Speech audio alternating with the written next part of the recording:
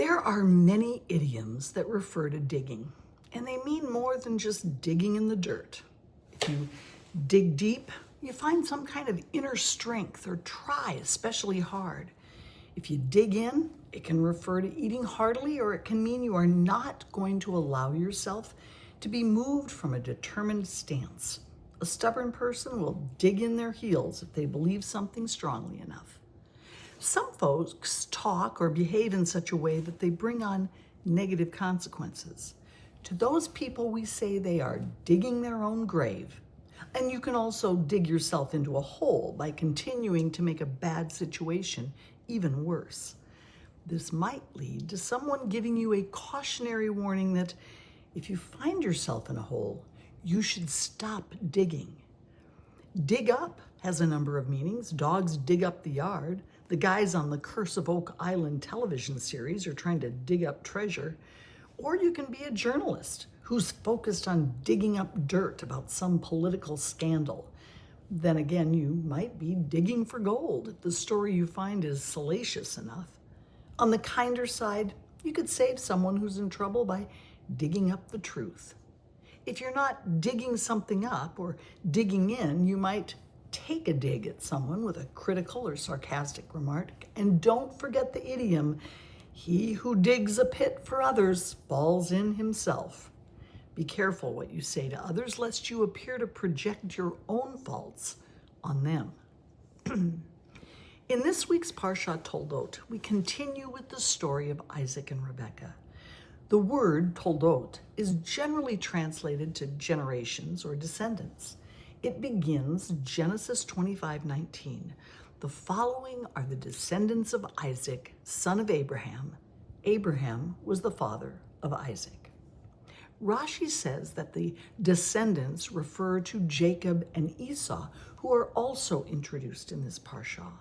If you have even a cursory knowledge of the story, you know that Jacob and Esau were the twin sons of Isaac and Rebekah.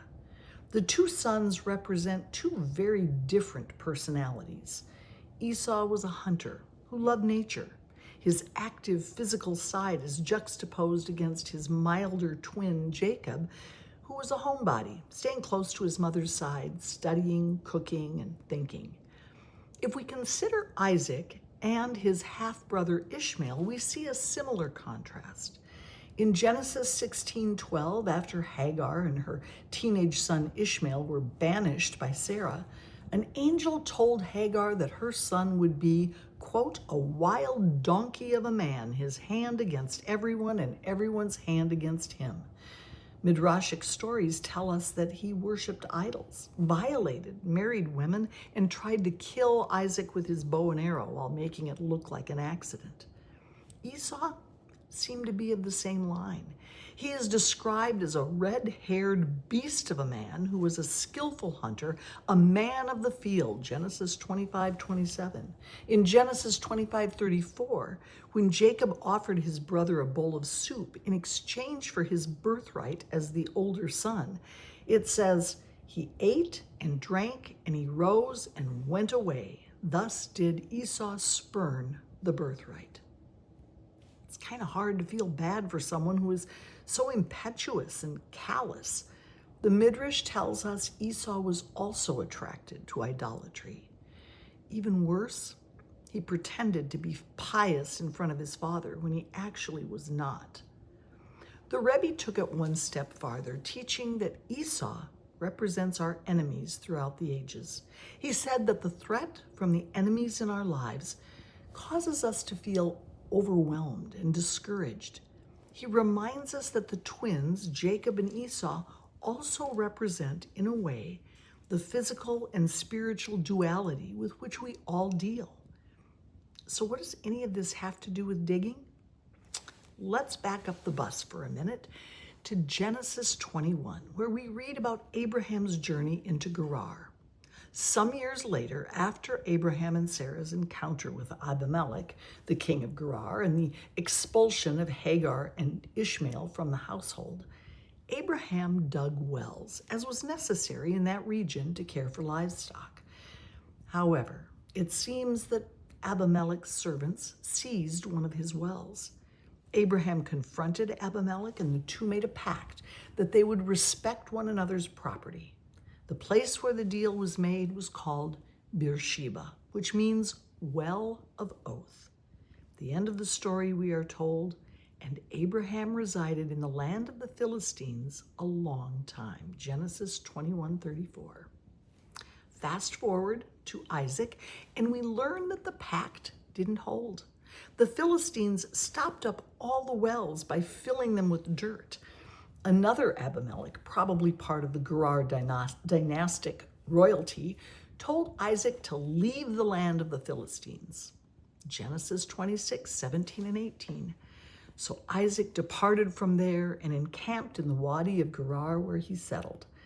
Isaac dug anew the wells which had been dug in the days of his father Abraham, and which the Philistines had stopped up after Abraham's death, and he gave them the same names that his father had given them. In the end, Abimelech came to Jacob at Beersheba, and another oath was made with the same promise as Abraham had made, to not do each other harm. What is the significance of this little story plopped into the middle of Toldot, where we are supposedly learning about the descendants of Abraham and Isaac? This is where the digging comes in.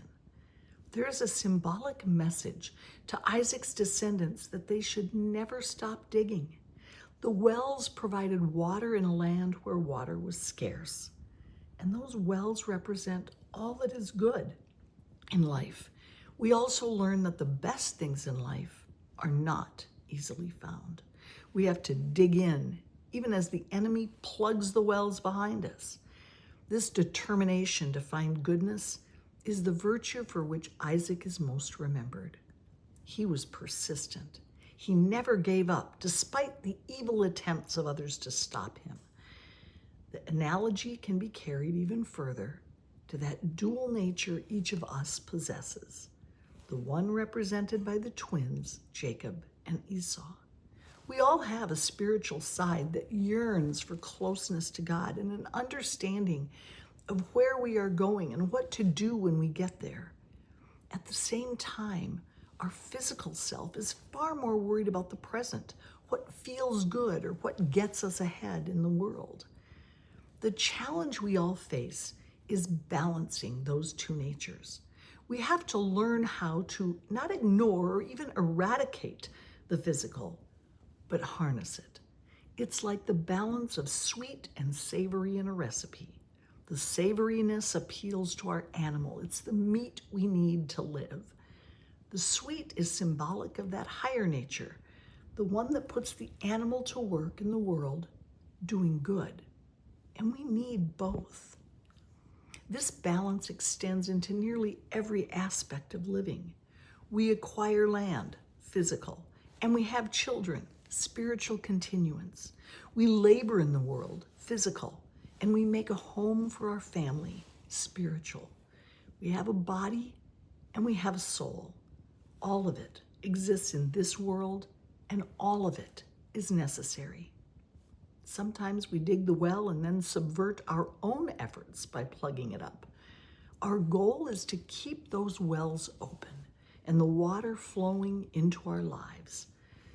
May the water flow for you. May you find the balance between the physical and the spiritual. May you dig in, dig deep, and make your life complete.